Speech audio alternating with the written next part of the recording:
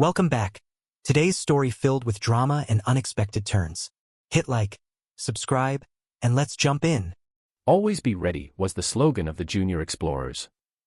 Their rules were unique. They needed to be honest, loyal, helpful, friendly, polite, kind, obedient, cheerful, careful with money, brave, clean, and respectful. They were also supposed to be a bit naive and trusting. Jacob followed these rules closely. He found himself staring at an email on his wife's Samsung phone. Usually, he wouldn't peek at her phone because she trusted him, and she knew he respected her privacy, so she didn't set up any extra locks. He had been a junior explorer. After all, he was as straight as they come. He didn't invade anyone's privacy. But Jacob's wife was going out of town in a few days, and Jacob was trying to remember the name of her hotel.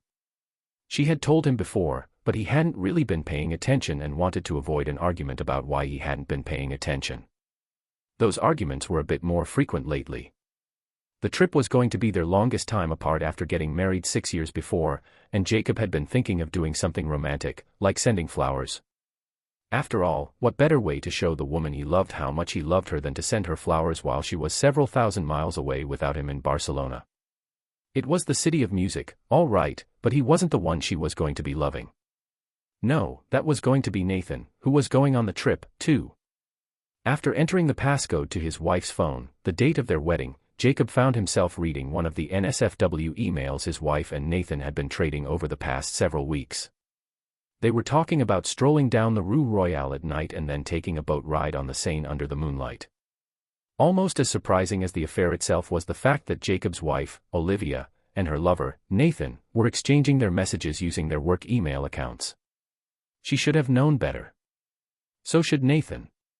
Like Jacob, Olivia was a lawyer. Nathan was a legal assistant at Olivia's firm. All three had done enough document review in large litigation disputes where huge teams of lawyers and assistants read each of hundreds of thousands of email messages produced or considered for production as part of document discovery. There was always a story about an idiot or two having an affair with lawyers then trying to figure out if the affair had anything to do with the case and, if so, how to limit the damage.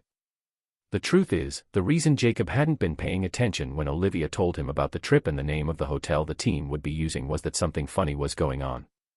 Jacob didn't know what at the time, but his instincts had the hairs standing up on the back of his neck. For years as an attorney, listening to clients lie and listening to lawyers avoid lying by omitting the whole truth had made his listening skills acute, and something was off when Olivia had told him about the trip. A very boring arbitration matter that would keep them too busy to enjoy the sights, she said, not looking at him at all and saying it flippantly. She knew Barcelona was one of Jacob's favorite cities and one they'd always talked about visiting together because Olivia had never been there. Jacob thought her response odd but hadn't imagined the worst-case scenario. The email thread he was reading now, though, was a stiletto thrust straight to the heart. Why don't you just lose the junior explorer so we can spend more time together without worrying? Nathan had written last night. He makes me feel safe, Olivia replied. So why are you screwing me behind his back every chance you get? You make me excited. Smiley face emoji. Jacob had no idea what he was going to do at the moment, other than print the email exchange on the Wi-Fi printer they had in the basement, just in case. Dependably, as an experienced litigator, his first instinct was to preserve the evidence. After printing the email and putting it in his computer bag, Jacob thought he knew what he wanted to do. He saw it as two options: one, to punch his wife in the face until he smashed her nose completely, the other, to grab her head as if to kiss her, only to slam her face into one of the trees in the woods behind their house and, once she started screaming and spitting out blood and teeth, smash her head into the tree again. Nathan, on the other hand, would experience less mercy. But before hurting anyone, he needed to think. Thinking was what made him a lawyer. He got paid to use his brain, not his muscles. And he had to think quickly, because Olivia was out for a jog and would be back soon. But before he even did the thinking, he had to finish the mission and find the hotel. It wouldn't be for sending flowers, though. He didn't know why he needed the information, but he just knew he needed it, perhaps as a target. There it was, the Steiner Hotel, on the Avenue Lion, about a 5-minute walk from the International Court of Arbitration, where Olivia and Nathan would be working on their case with the rest of the team, at least when the two lovers had free time between rendezvous. Hotel located, he had to do a quick computer search on Nevada divorce law. He remembered some from the bar exam 6 years back, but it was always good to check. Adultery was grounds for divorce and could affect issues like alimony and the split of property. But there were defenses to an adultery claim, too. One was condonation, finding out about the adultery and then voluntarily resuming sexual relations and continuing to live together was a defense.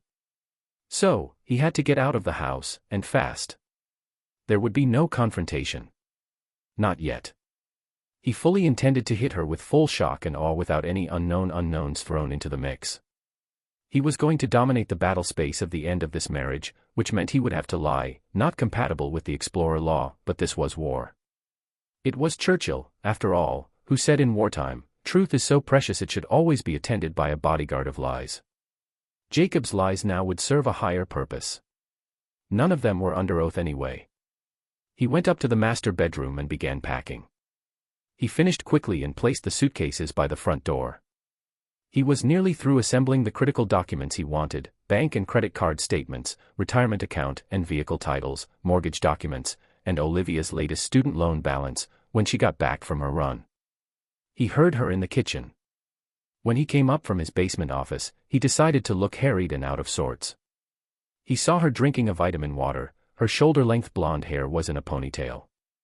She looked good, too good. He knew then the love was dead. "Guess what, I'm going to Barcelona," he said with a grim smile. The color drained from Olivia's face, her green eyes paled. "What?" "Barcelona, Nevada." "Andrew just called," Jacob continued. "We're doing depositions in my insurance case and need to prep the witness. Apparently, we just lost a motion to compel. The judge is pissed, and the whole discovery schedule is in chaos. I'm going to be on the road for days. Though I'll probably have time to stop by now and again to do some laundry." "Poor baby," Olivia said with an appropriate look of concern. "Maybe your firm is hiring." "I'd much rather go to your Barcelona," Jacob said and watched as the concern crept back onto her face. She smirked. "Send me a resume, maybe you have the right pedigree for us to consider you." It was a dig. Olivia's law school was higher ranked in academic standings than Jacob's. With a tinge of guilt, she moved as though going in for a hug, but Jacob turned around and went back down to his office before she could close the gap. The visions of punching her in the face were returning, and he wasn't sure he could keep them under control. Linda asked what he wanted for dinner. "Can't stay, I'll grab something on the road. Andrew is losing his mind and wants me to leave immediately." He kept talking as he bustled through the kitchen. Olivia followed him to the door, looking a little concerned as he grabbed his suitcases and headed out. She puckered her lips for a goodbye kiss. "Sorry, I think I may be coming down with a cold. My throat's been feeling sore this afternoon. Maybe it's allergies, but I don't want you to catch anything." Linda followed him out to the car as he loaded it. "When will you be back?" "Probably not until Thursday. We're going down to Reno after Barcelona, then next week, we have to go to Atlanta." Perhaps he was getting even more paranoid, but he thought he saw her calculating how his absence would provide her with unexpected opportunities. He backed out of the driveway after waving goodbye. Hopefully, she'd just assume he was preoccupied with work and annoyed he'd been called in on a Saturday. His acting skills couldn't handle more at the moment, but he suspected she was already planning on inviting Nathan over. Jacob drove to a nearby strip mall with a coffee shop. Like most lawyers, he thought better on paper. As he drank his coffee, he began making a list of things to do. He paused for a moment to realize that he hadn't once thought of reconciling. It wasn't even an option. There would be retribution. The only question was the degree. His phone rang, interrupting his thoughts. He didn't recognize the number. "Yes," he answered impatiently. "Mr. Larkin. This is Matthew Carter. I don't think we've met, but I'll get to the point. I got your number from some old property records. I'm in the business of buying older homes and tearing them down to build custom homes. I know, everyone hates what I do, but they don't hate me so much when I give them a check." Kramer spoke so quickly Jacob didn't have time to react except to think that his house wasn't old, it was cozy. But then his rational mind took over. "Well, I'd like to buy your house, to tear it down. I'd offer to build a custom home for you, but I can't guarantee the timing with the new construction, especially with county permits and all that." I make all my profit on flipping, but I think I can give you a great price if you and your wife are motivated to sell. Jacob had trouble stopping a grin from spreading across his face. Olivia had picked the house just before they married. It was an older craftsman with a nice yard that backed up to a small forest with a stream. It was close to major highways but secluded enough that it was peaceful.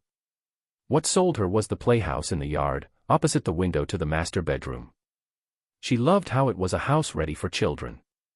Jacob had liked the price and that it was only a 18-minute drive from a major commuter lot and a 28-minute train ride to work, a good commute for the area. Mr. Kramer, I'm going to be in and out with work over the next few days, so I can't guarantee access to the property. Call me Rick. I don't need to see inside, like I said, it's a teardown, and I've already checked it out from the outside. Can you meet on Thursday morning? Sure. By the way, I'll probably be doing the closing myself with a power of attorney for my wife. She's very busy with work-related stuff these days. No problem. I'll give you the form we use. Jacob noted the address and began to see the contours of a plan. She felt safe with her junior explorer, did she? That's because Olivia had no idea that good old Baden-Powell based his junior explorers on military scouting, skills like stealth, cunning, and self-reliance. Ambushes, in other words. She'd never see it coming until it was too late. But first, recon. For that, he tossed his empty coffee cup and went out to the car for some privacy. He pulled up a number on his phone and dialed. Liam, he asked when the call was answered. I need a favor, and I need it now. Liam Bowen was a private investigator. Jacob had made it a point, during his 6 years doing corporate legal work, to also do pro bono work to help those in need. It appealed to his sense of justice, and besides, he got billable hour credit for it from his firm, as well as actual courtroom experience, which his day job rarely provided. A classmate had recommended Liam when Jacob was working on a particularly nasty divorce case where a stepfather was abusing his stepdaughter. Liam's evidence put the guy away when police had been sluggish to respond, and the evidence expedited the divorce. After Jacob explained what he'd learned, Liam asked, "And you think your wife's going to have him in your bed tonight? Is she that brazen? Arrogant? She was one of the top students in her law school class, thinks she can't make a mistake. I'll do this one myself. I owe you that. That divorce case got me all kinds of good publicity. The phone hasn't stopped ringing." "I appreciate that, Liam," Jacob said. "By the way, there's this playhouse in the backyard. You might want to use it. Looks right into the master bedroom, and she likes to, keep the shades open. Freaked me out, but whatever worked for her. Good to know. I'll probably hide a camera out front, too. Just to track who's coming and going." "Fine. And you're using Ethan for the divorce, right? I'm assuming you're going through with it." "Yes and yes." "All right. I know how Ethan likes the affidavit and report done. If you're right, we'll know soon enough." Jacob's next call was to Ethan Wright, his divorce attorney. "Is this about the law school reunion, Jacob? I've already had 5 calls about contributing to their capital fund." "No, I want to hire you. Olivia's cheating, and I want to burn it all down." After Jacob brought him up to date, Ethan said, "Come by tomorrow. I know it's Thursday, but I had to deal with some paperwork in the office anyway, so I was planning on going in. We might as well get started. Sounds like you've covered the bit about not condoning the cheating. Liam's covering the clear and convincing evidence part. The only sticky bit will be fighting over the financial settlement. She's a big firm lawyer, too, so she'll have resources to fight and drag it out, plus folks at her firm giving her advice." "Leave that to me," said Jacob. "I think we can settle this like civilized people." "Then you're not going to burn it down. Let's see what I come up with." His last call was the most delicate. "Hello, Chloe. It's Jacob." The silence on the other end was deafening. "Chloe. Nice to talk to you, too, honey. After all this time." "What do you want, Jacob?" "After all this time. I need your help." "I thought Olivia was your helpmate." "It's about Olivia." "Oh, what a surprise. Can't help you emotionally or sexually these days, I'm dating. I'm sure he's a lucky guy. Look, I'm sorry.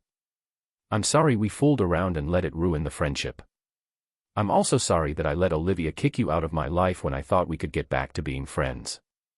But as a friend, I need your help now. There was a pause. What do you need, Jacob? He told her, and after a moment of silence, she laughed. I'm in, she said after calming down, but he could still hear the smile in her voice. You always did make me laugh. Thanks, Chloe. When the dust settles, you'll have to introduce me to Mr. Lucky, so I can congratulate him on his fine taste and take you both out to dinner. It's a date, she said. He needed somewhere to hide out and plan, so he found a long-term stay hotel out past the Beltway in Fresno, far enough from his and Olivia's usual haunts that he was safe from being seen. He got settled and then went for something to eat. He wasn't hungry but knew he needed something in his stomach to absorb the alcohol he planned on drinking. A restaurant called Taqueria Cantina Fiesta was across the street from the hotel. That would do the trick, because beans and cheese would be easy to throw up later. As the hostess seated him in a booth, he noticed the bartender looking at him. He seemed vaguely familiar, but Jacob dismissed it. He had enough to worry about. Seeing pupusas on the menu meant it was a Central American place pretending to be Mexican. Most people wouldn't know the difference. He ordered some cheap tequila with the food, knowing the hangover would be brutal the next day, but considered the pain part of the rite of passage. The waitress returned with a bottle of excellent top-shelf tequila and a highball glass. When Jacob looked up, she pointed to the bartender, who gave him a salute. Jacob acknowledged the salute and poured himself a generous drink. When the bartender returned to serving other customers, it took a moment, but Jacob remembered who he was. He recalled the bartender as one of the people who sat through the divorce hearings in the Rivera case, as well as the criminal proceedings Jacob attended. He'd always been in the last row, alone. No one ever sat next to him. Jacob's client's daughter had hugged him once, but when Jacob asked her who he was, she simply said he was just a friend of the family. Jacob ate in silence, making notes on a legal pad and drinking more tequila. When the waitress cleared his plates, he went to the restroom, conscious that things seemed to be moving, like he was on a ship. He steadied himself against the wall while he did his business, then returned to the booth, taking extra care to be steady. He found the bartender sitting in his booth on the opposite bench. "Senor Jacob, nice to see you," he said, reaching out to shake Jacob's hand vigorously. Jacob sat down and waited. "I never thanked you for helping my cousin out with that scumsucker she was married to." Jacob tried to protest that it was nothing and just doing what little he could, but the bartender ignored him. "He got beaten up in prison, did you know? Really badly. They don't think he'll walk again or eat solid food." The bartender had a slight smile as he told Jacob, who felt a chill looking at the man. "I hadn't heard that," Jacob said. "Yesterday's news. What brings you alone to Cantina Fiesta on a Saturday night? Where's your lovely wife?" Jacob looked at him straight in the eyes. The bartender was still smiling, not mockingly, more like a smile that knew a lot. Jacob wondered why he'd ask such a strange question, then remembered that Olivia had surprised him once by showing up at a Rivera hearing and kissing him afterward. The bartender must have still been in the courtroom.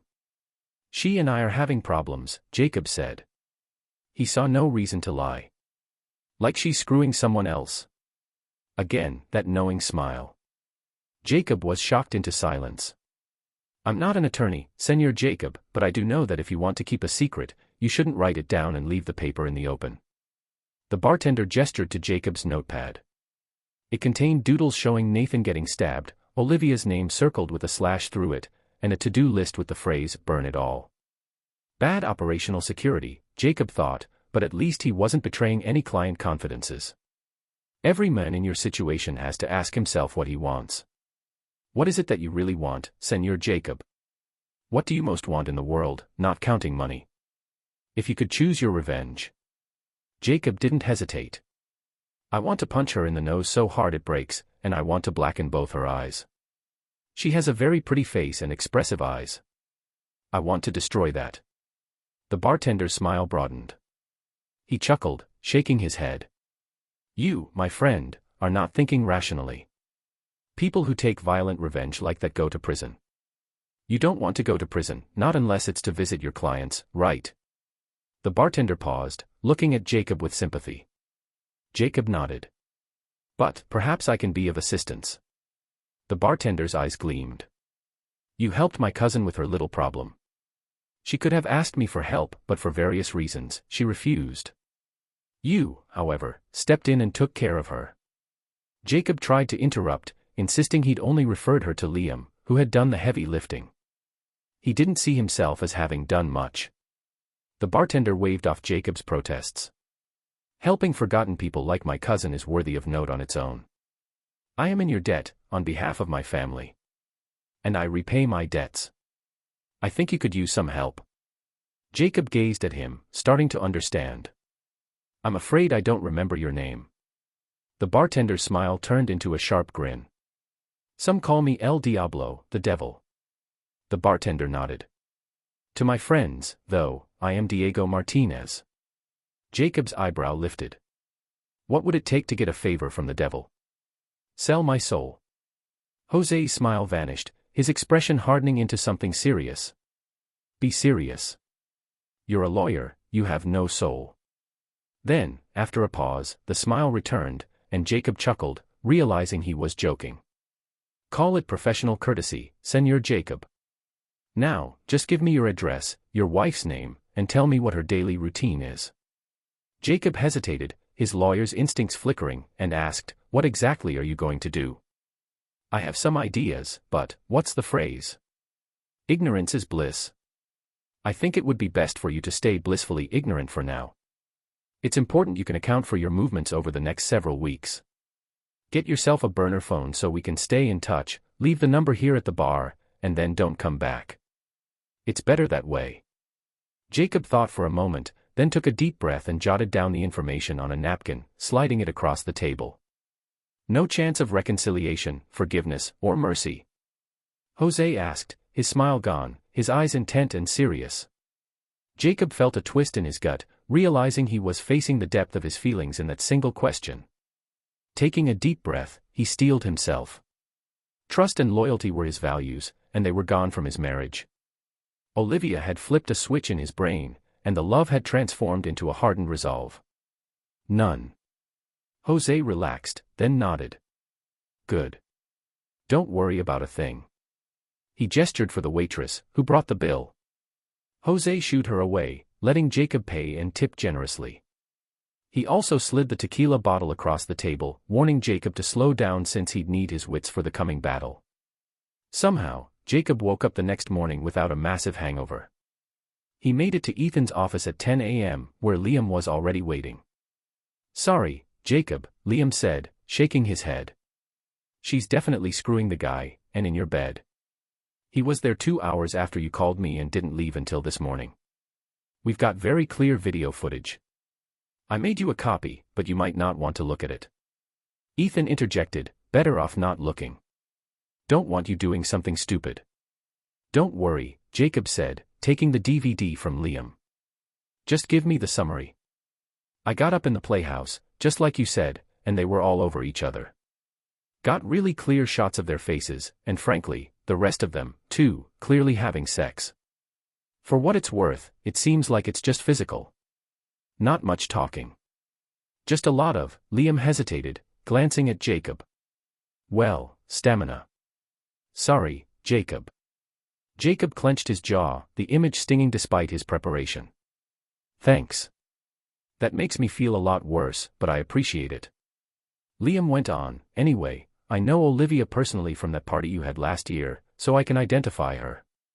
We ran the guy's plates, Nathan Ross. Works with her. No idea how long it's been going on, but I'd call it clear and convincing evidence. Liam handed over the camera feed covering the driveway and garage. I'll send you the link to the live stream on our server. Jacob thanked him, and Liam left. Once alone, Ethan turned to Jacob. So, what do you want to do? File for divorce on the basis of adultery. But don't serve her. I need time to line things up. Ethan stared at Jacob, his brow furrowing. Trust me, Jacob. Whenever I hear those words, I start to get an upset stomach. I don't want you doing anything reckless. I'm not. Just trust me, Jacob assured him. File on Wednesday afternoon, right before the clerk's office closes. Send me the docket number. I'll handle the rest. Ethan sighed, rubbing his temples. Just remember, Jacob, I don't do criminal law, so if you get into trouble, I won't be able to bail you out. No need for that. You'll be pleasantly surprised. Jacob walked out the door, feeling a growing resolve. The next stop was his meeting with Matthew Carter. It was productive. Jacob learned they could sell the house for about $95,000 more than the mortgage, all without real estate agent commissions. Olivia would be thrilled if she knew. He promised Rick he'd get back with the paperwork soon to close the deal. As he left Rick's office, Jacob checked his phone. No messages from Olivia. She must still be with Nathan. He called his boss, Andrew, and told him he needed 2 weeks off immediately, or he'd quit. Andrew panicked, as Jacob was the only one up to date on the case, and he agreed to the time off. The groundwork was laid, and by Wednesday evening, Jacob was ready. Olivia had left voicemail on Thursday and Wednesday night, but he hadn't answered. He was saving all his energy for Tuesday morning. Thanks to Liam's camera, Jacob knew Nathan had spent Wednesday night at his house and would likely leave around 8 a.m., with Olivia following around 8:30 a.m. So, at 7 a.m. on Tuesday, Jacob came through the front door, calling out, "Honey, I'm home." Footsteps thudded upstairs, and Olivia appeared at the top of the stairs in her robe, disheveled and shocked. "Honey, what a surprise," she said, forcing a cheerful tone as her expression betrayed her panic. "I thought you were out until Thursday. You didn't answer my calls." "Oh, you know how it gets on the road," Jacob replied cheerfully. He pretended not to notice the 2 wine glasses on the coffee table in the living room and went straight to the dining room, laying papers on the table. Olivia stood in the doorway, eyes darting around, trying to figure out how to keep him from going upstairs where Nathan was likely hiding. A knock at the door startled her. "Could you get that, honey?"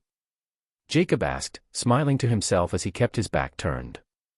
He heard her tense steps as she squared her shoulders and opened the door, probably expecting a process server with divorce papers. Instead, it was Chloe, who simply walked in, saying, "Hello." Olivia looked curiously at Chloe as she sat at the dining room table and opened a small case. "Sorry, hon," Jacob said to Olivia, "but I don't know when I'll have another free moment, and you know I can't have you traveling internationally without updated powers of attorney. Just in case of an emergency. Also, I found a lead on refinancing the mortgage at a great rate, so since we're both traveling, I thought we could get this done now." He tried to look apologetic.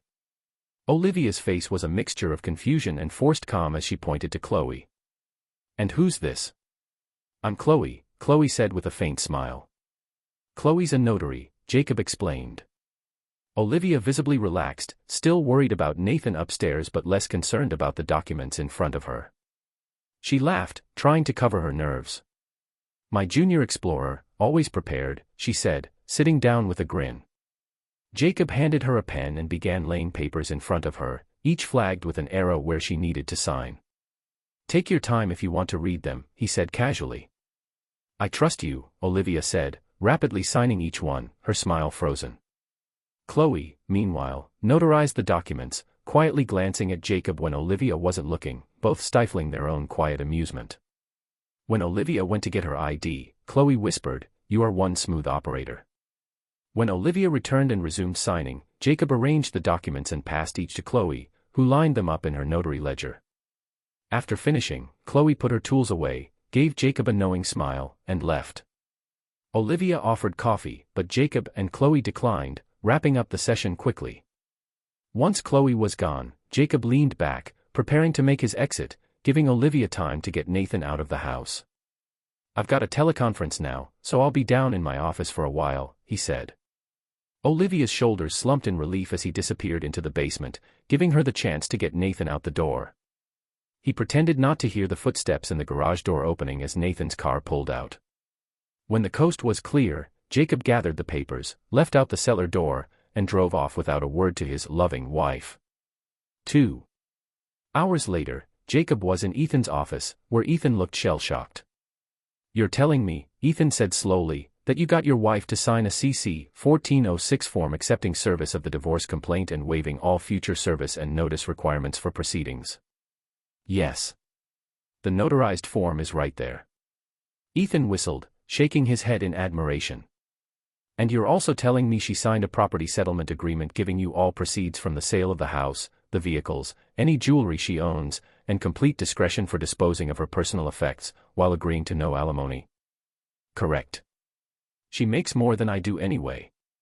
And she signed an affidavit admitting to the affair and stating that her lover was in your bedroom the night before. Yes, counselor, Jacob replied, keeping his expression neutral. Ethan glanced at Jacob, stifling a smile before spinning in his chair. You're insane, but this might just work.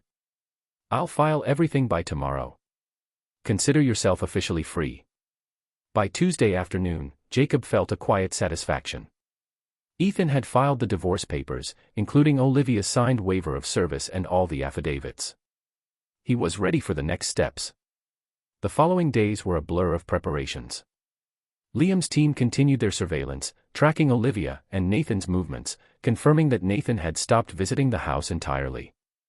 It seemed Jacob's surprise visit had rattled them enough to shift the affair elsewhere. Meanwhile, Jacob finalized the sale of the house with Rick. By using the power of attorney Olivia had unknowingly signed, he authorized the sale, with all proceeds going into his own account. He also arranged for movers to pack up Olivia's belongings, shipping them to a storage unit. The movers would arrive as soon as Olivia left for Barcelona. Finally, Thursday arrived, and Liam's people confirmed that Olivia had boarded her flight. Jacob went straight to the house. He gathered up everything Olivia had left behind, her clothes, her jewelry, even her treasured photo albums, and piled it all in the living room. Then he loaded up the personal belongings he wanted to keep. The movers came the next day, boxing up Olivia's things and hauling them to the storage unit. Rick arrived shortly after to pick up the remaining furniture, which he would sell to stage the house for his new build. By evening, the house was empty, stripped down to its bare walls. With a quiet sense of finality, Jacob took one last look around before heading to the backyard. He'd assembled the wedding album, some framed photos, and Olivia's bridal gown, placing them in the fire pit under the playhouse. He poured lighter fluid over the items, struck a match, and watched as the flames consumed them, memories turning to ashes. The camera, still rolling from the playhouse, recorded every detail. Within a few days, the house officially sold. Jacob used the power of attorney to deposit the check into his own account, leaving their joint accounts empty. 3 days later, a construction crew arrived, tearing down the house that had once been their marital home. The tree with the playhouse, Olivia's vision of a future family, was cut down as well. It would be replaced by a gazebo on the new property plat. But as soon as the ground was leveled, construction stopped. Permitting issues had arisen, ones that Jacob's friend Seth at the county clerk's office promised would be resolved just a few days after Olivia returned from her trip. Until then, the site would remain a vacant lot, a final goodbye to their shared dreams. During Olivia's trip, Jacob ignored her texts, calls, and emails. He responded briefly to messages from her family, claiming he was busy and traveling to prevent them from visiting the house. Liam kept him updated, noting Olivia and Nathan seemed increasingly strained as her trip continued. A week before Olivia's return, Jacob met Ethan and Liam for a drink to celebrate. Ethan filled him in on some courthouse news, grinning as he handed Jacob a thick envelope. "So, you're officially single," Ethan said, raising his glass in a toast. "Seth expedited the divorce, and we have the final decree right here. Congratulations, Jacob." As Jacob sipped his drink, his phone rang. It was an unfamiliar number, but when he answered, he immediately recognized the voice. Senor Jacob, Jose's voice was smooth, almost amused. "I hope you're doing well. Just a little advice, now might be a good time to take a vacation. Go somewhere public, somewhere people know you and can verify your presence." Jose hung up without another word. Jacob thought about it for a moment. It had been ages since he'd seen some old college friends in New York City, so he hopped on an Amtrak train that same day, enjoying a relaxing journey to the city. Over the next few days, he made sure to visit various restaurants, coffee shops, and even a few Broadway shows, paying by credit card and tipping generously at his hotel to ensure everyone knew who he was. He was well accounted for. On Thursday afternoon, after a slice of cake and a coffee in Little Italy, his phone rang again. This time, it was Olivia's father. "Jacob," he said, his voice tense, "where are you?" "I'm in New York," Jacob replied, curiosity piqued. "Why?" Olivia, she's in the hospital. Something happened. His voice sounded strained, barely keeping it together. What happened? Jacob asked, though he could guess from Jose's earlier call that it would be something major. She and her co-worker were kidnapped. They were drugged, and just got out this morning. Her co-worker, he was nearly beaten to death, and Olivia, his voice broke. She woke up covered head to toe in tattoos. They say things like she's a, and a. I can't even say it. And some masked man punched her in the face, broke her nose, and blackened both her eyes. Jacob fought to keep his voice steady, feeling a strange, almost detached satisfaction at the poetic justice. I'm sorry to hear that. I'm out of town, as I said. What would you like me to do? There was a stunned silence on the other end of the line, and then Olivia's father's voice sharpened. She's your wife, Jacob. Don't you care? No, sir. We got divorced. The order came through last week. And, well, Olivia's been cheating on me with the men she was traveling with. There's video evidence. What? Olivia's father sounded on the verge of a breakdown. It's over, sir. I'm sorry for what's happened to her, but she's not my responsibility anymore. You'll have to take her home. Jacob ended the call, barely suppressing the satisfaction he felt. After hanging up, he emailed the video of the wedding album burning to Olivia's parents, adding a short message, I hope this clarifies things. He spent the next few weeks camping in the Adirondacks, reconnecting with his love for the outdoors and leaving his phone off most of the time. Every so often, when he turned it back on, he found dozens of messages, voicemails, and emails, mostly unhinged screeching and crying from Olivia's number. He deleted them all. 8 weeks later, he met with Ethan and Liam for another drink. They were both in high spirits, and as they sat down, Ethan shared the final news of the saga. After Olivia got back to Nevada, she went by the house with her parents, Ethan said, his grin almost wicked. I guess no one warned her it was gone. She had a full-blown meltdown when she saw the empty lot. Liam chuckled, we've got it all on video. She dropped to her knees sobbing, then had a complete fit when she saw the construction crew leveling the ground. Oh, and she was, quite a sight, covered in red and blue tattoos. That 304 tattoo is visible even at a distance. She and her big firm lawyers stormed into my office the next day, talking about emergency motions and bar complaints, Ethan continued. I pretended I didn't know what they were talking about, then pulled out the documents she'd signed. She tried denying them, but we went through each notarized form, no one to blame but herself. Liam added, and after that, we found out she tried to get the police involved, but they didn't find anything they could act on. Apparently, they couldn't make sense of what happened after she and Nathan left the airport. Ethan concluded with a smirk, last I heard, she's been hiding at her parents' house, trying to get the tattoos removed. Laser removal for that much ink. She'll be in pain and broke for a long time. They raised their glasses in a final toast to Jacob's freedom, each chuckling at the intricate outcome. As Jacob walked out of the bar, he found Chloe waiting outside. She leaned against his car, sunglasses covering her eyes, and gave him a small smile as he approached. Just so you know, she said as he opened the car door, there never was a boyfriend. You idiot. Jacob's jaw dropped slightly before he grinned. Really? Chloe pushed her sunglasses up and glanced at him. Shut up and take me home. You've got a lot of apologizing to do. Jacob started the car, laughing. As they drove, he reached into the glove compartment and pulled out a postcard with the Junior Explorer logo on it. He'd been saving it for one last act of closure. As they drove out of the city, he dropped it in a nearby mailbox, with one simple message written on the back. Do you feel safe now? The days that followed felt surreal for Jacob. After the long, calculated upheaval of his marriage and the intense release of all the pent-up betrayal, he found himself in a quiet calm he hadn't known in years. Chloe's presence by his side was both comforting and refreshing. She didn't ask for explanations about what he'd been through, nor did she judge. She just seemed content to be with him again, in whatever way he needed.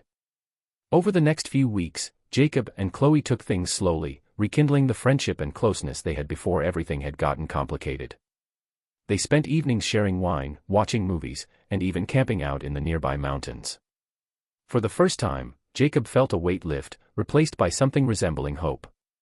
One day, as they hiked through a forest trail, Jacob finally broached the subject that had been lingering in the back of his mind. "Chloe, you know, I never really apologized for everything back then, for messing up our friendship." She looked at him, her eyes warm but steady. "Jacob, we were both young. And honestly, I got over it a long time ago. The important thing is that we're here now, right?" He nodded, grateful for her ability to forgive and move forward. "Thank you for helping me, too. I don't think I could have pulled all that off without you." "Hey, what are friends for?" she replied, nudging him playfully. But her expression grew serious for a moment. "Just promise me one thing." "Anything," Jacob said, stopping on the trail and turning to face her. "Promise me that you won't let this consume you." Chloe's eyes searched his. "You've been through a lot, and you got your revenge, but don't let it define you. Move forward. Let yourself be happy." Her words struck him deeply. He realized that for the first time, he wanted that, too. To let go, to rebuild, to find peace. "I promise," he said softly, reaching for her hand. "I'm done with all of it. I'm ready to start over." As they continued their hike, hand in hand, Jacob felt a new chapter opening up. He had a long journey ahead, learning to trust again, to reconnect with his old self, and to find out who he was beyond the hurt. But he had Chloe beside him, and for the first time, he was filled with something he'd almost forgotten: hope. And with each step forward, Jacob began to believe in a future unburdened by the past, walking a path that finally felt like his own. Thanks for watching. How would you handle betrayal like this? Share your thoughts in the comments, and don't forget to like and subscribe for more gripping stories. See you next time.